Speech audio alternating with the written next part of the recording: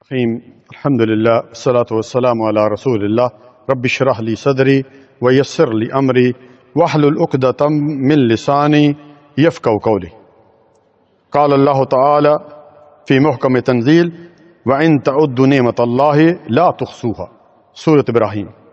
پیارے بھائیو، ہمیں ہر وقت اللہ تعالیٰ کا شکر ادا کرتے رہنا چاہیے۔ کتنی نعمتیں ہیں، اور اللہ تعالیٰ نے یہاں سورۃ ابراہیم میں کیا فرمایا کہ تم اللہ تعالیٰ کی نعمتوں کو گننا چاہو، گن نہیں سکتے۔ اور ایک جگہ اللہ تعالیٰ نے کیا فرمایا کہ لئن شکرتم لأزیدنکم، کہ جتنے زیادہ شکر ادا کرو گے اتنا میں زیادہ دوں گا، جتنی زیادہ شکر ادا کرو، عافیت دے دوں گا، اولاد دے دوں گا، نیک اعمال کی جو ہے وہ توفیق دوں گا۔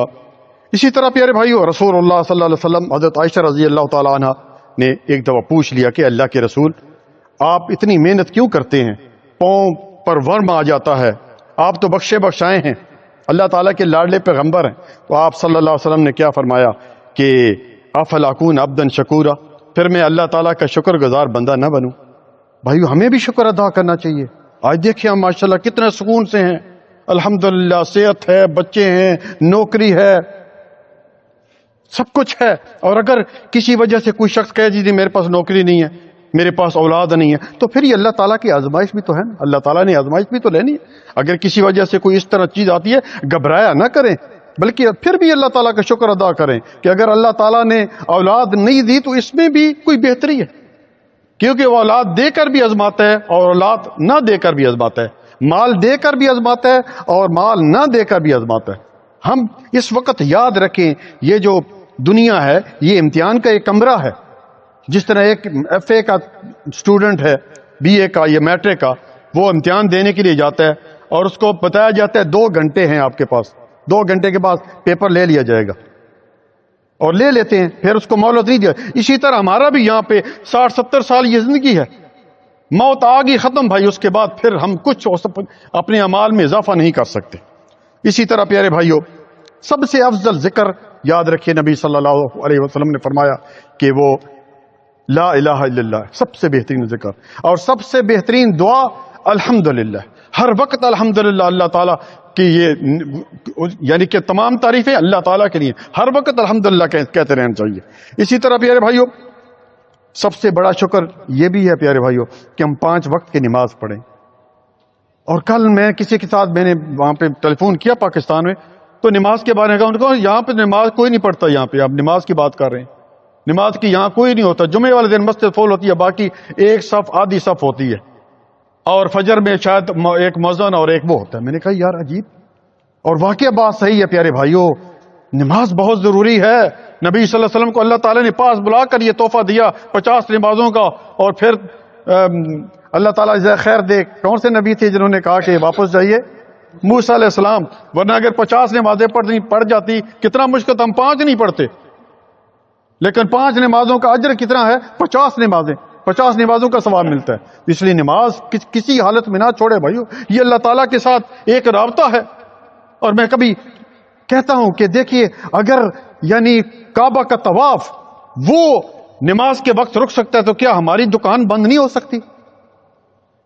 ہمارا کاروبار بند نہیں ہو سکتا؟ ہم کیا اللہ تعالیٰ کے لیے 5 منٹ نہیں نکال سکتے؟ یہ اللہ تعالیٰ کی طرف سے ندا ہے، بھائی حی علی الصلاۃ، آ جاؤ، حی علی الفلاح۔ اب اسی میں بہتری ہے، اسی میں فلاح ہے۔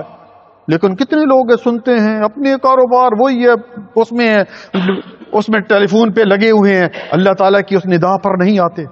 تو قیامت کے والدین سب سے پہلے نماز کے بارے میں پوچھا جائے۔ اسی طرح پیارے بھائیو، سورۃ رحمان میں دیکھیں آپ، تقریباً کم و بیش میرے خیال میں 31 دفعہ یہ آیت آئی ہے، فَبِأَيِّ آلَاءِ رَبِّكُمَا تُكَذِّبَانِ۔ اللہ اکبر، تم اللہ تعالیٰ کی کن کن نعمتوں کو جھٹلاؤ گے؟